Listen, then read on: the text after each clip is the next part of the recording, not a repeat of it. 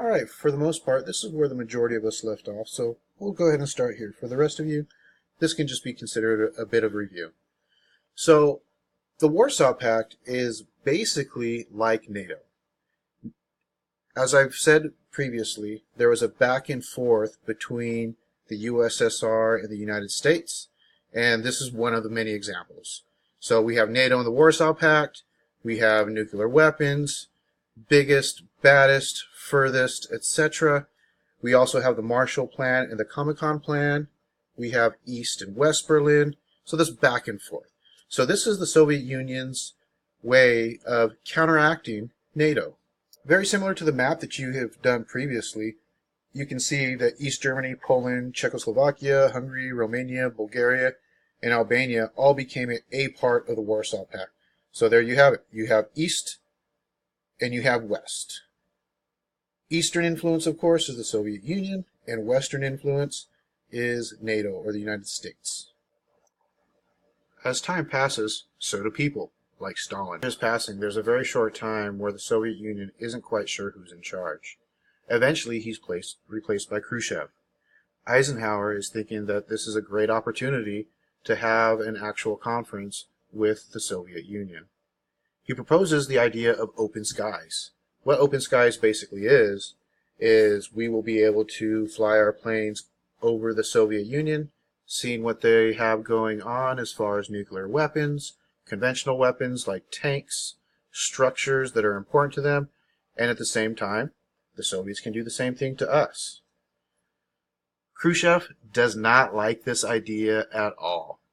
So he basically says no. And that is the end of the idea of open skies.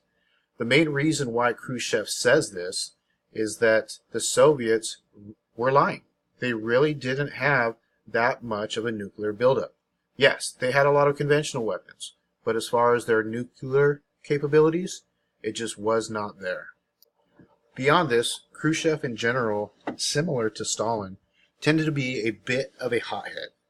What I mean by this is that at one point he completely denounces Stalin of his crimes, yet at the same time he comes back with things like this quote, "Whether you like it or not, history is on our side. We will bury you." Now, part of the problem with this quote, and a part of a problem with a lot of politics in general, is poor communication. The poor communication here is that what this actually translates to from Russian is that "I will bury you." It actually means put it behind you, or put it behind us. So when we hear this, "I will bury you," it seems like a serious threat. When it's coming from a Russian, speaking Russian, it means something pretty differently. If we were in class, I would go ahead and play a video at this point, a short video clip. But since this is not cooperating, I will have a link right underneath this PowerPoint, this presentation. So please make sure you check the link under this on my webpage for several videos that I would like for you to watch. Now, further down on my webpage, you'll also find a link to a couple crash course videos that will definitely assist you for both the test, which is on Thursday, and also the essay, the in-class essay, which is on Friday. Now, I don't purposely try to confuse you guys, but this is the way history likes to be written. You probably remember when our last unit, we talked about U.S. as the world power. We talked about the Monroe Doctrine, big stick diplomacy, dollar diplomacy, moral diplomacy. Now we're back to doctrines. As you already know, we talked about Truman Doctrine, and now we're on Eisenhower Doctrine. What Eisenhower Doctrine, for the most part, is about is our guarantee to other countries that if communism starts to make inroads and tries to take over their country, we'll come in and help them. For the most part, this is directed mainly at Middle Eastern nations, meaning the people who have our oil. We want to keep them happy. We want to keep them close to us. Whether or not they end up being democratic, we really don't care. We're more concerned at keeping friendly ties with them, because if they cut off our oil, we'll have to find alternative measures in order to keep our energy supply up. Now, at this time, we don't really have a whole lot of oil fields in the United States in comparison to the Middle East. Besides, we're getting so much oil out of the Middle East for pennies on the dollar, because really what's going on there is we're only leasing the land and we're just taking all the oil out that we want. So as far as getting this oil to the United States, we're really not paying much for it other than transportation costs. On with the timeline. So, as we discussed in today's starter, Sputnik is launched into orbit by the Soviets. We realize that if they can launch a satellite, they can also launch a nuclear weapon. Shoot it up, it comes back down to the United States, and kaboom! So, we need to get the ball rolling as far as our own space program. So prior to this, we know we're really ramping up as far as weapons programs. Now we're ramping up as far as the space race. So space race, arms race, lots of races going on.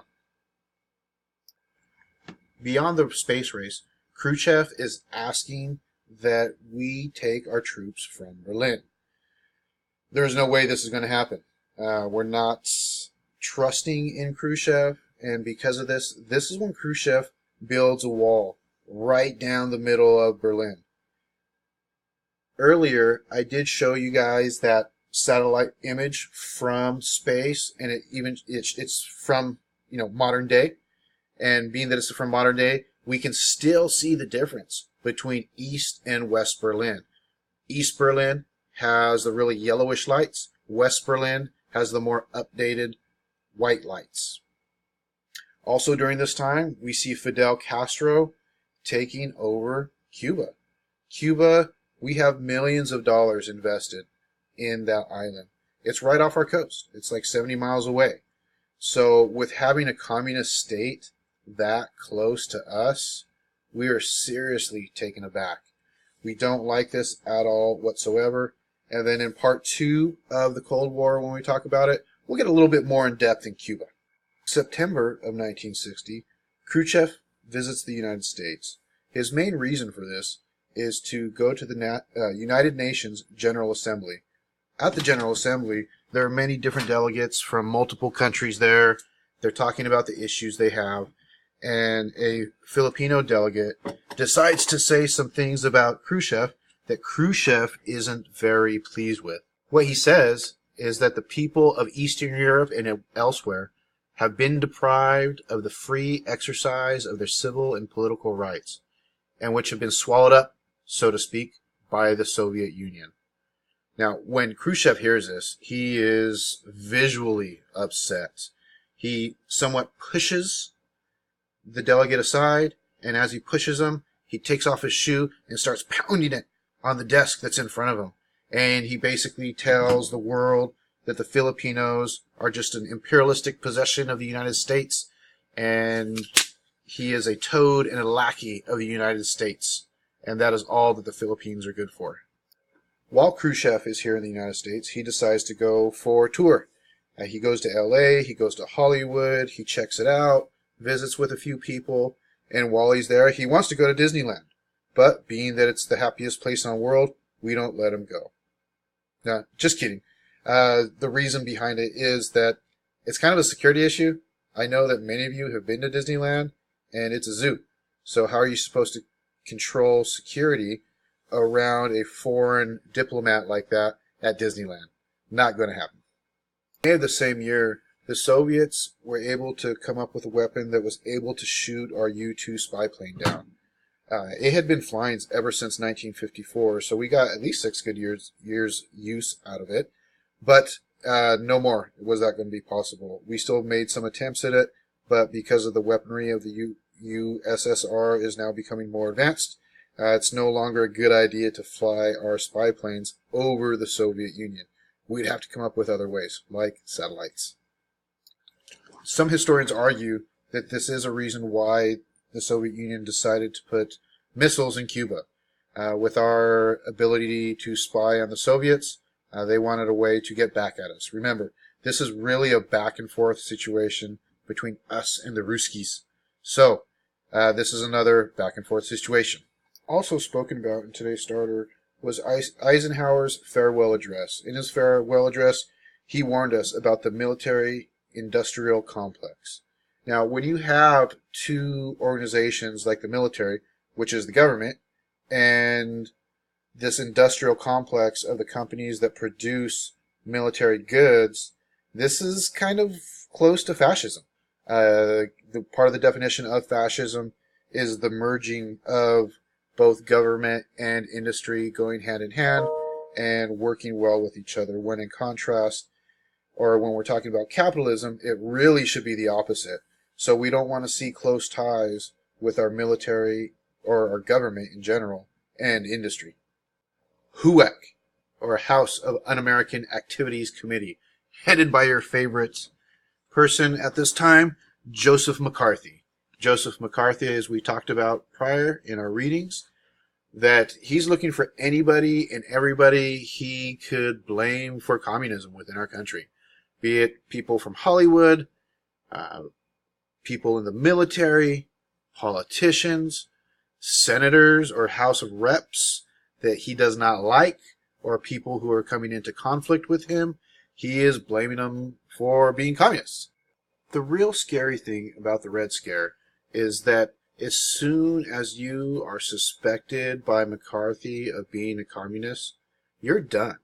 Whether you're an actor, a politician, a government official, a government employee, you're going to get fired. Not only are you going to get fired, but good luck getting hired. Actors and actresses, people like Lucille Ball, had a very difficult time trying to get work because of being blamed by McCarthy of supporting communism within the United States. So the idea of being innocent until proven guilty, completely out the door when it comes to the Red Scare. Once again, there's a video I would like for you to watch, so when you get a moment, please check it out. It's called McCarthyism. Careers and lives were completely destroyed by the blacklists that were created because of McCarthyism. For the most part, McCarthy ends because some of the stuff he's doing is pretty insane. You can't just blame anyone and everybody who you don't like as being a communist. If you work for the government under McCarthyism, if you're a teacher, for example, myself, I would have to take a loyalty oath saying that I wasn't a communist. And honestly, if I was a communist and I wanted to perpetuate my communism, I would sign it and still be a communist. That's all you would have to do, right? Eventually, these loyalty oaths are declared unconstitutional because of the crazy antics that McCarthy is doing on nationalized TV. He's accusing army officials, junior senators of being communists. His career pretty much falls apart. He ends up being silenced or censored, I should say, by the Senate, and he goes away and ends up dying 3-4 years later. The thing we need to keep in mind is that when McCarthy would accuse someone of being communist, how exactly are you supposed to prove that you're not a communist? How do you do that? Do you say, oh, maybe I'm not a communist because my name is Robert Oppenheimer and I helped the United States finish World War II by making the atomic bomb? Maybe that's a reason? No, this was already well known, and yet McCarthy still accuses people that really he shouldn't be accusing of being communists. I mean, Oppenheimer, one possible reason that he was accused of being a communist is that he came up with a quote. And actually, he didn't come up with it. He took it from the Bhagavad Gita. And it says, "I have become death, the destroyer of worlds." And that's simply because he came to the realization that nuclear weapons, probably not the best invention of in the world. Well, my lovely students, that is it. That is all I have. And I leave you with the Rosenbergs being executed at the height of the Red Scare. If you happen to miss it during your readings, I would suggest you look it up. Don't forget to look over the videos that I have on the webpage, please. And have a good night.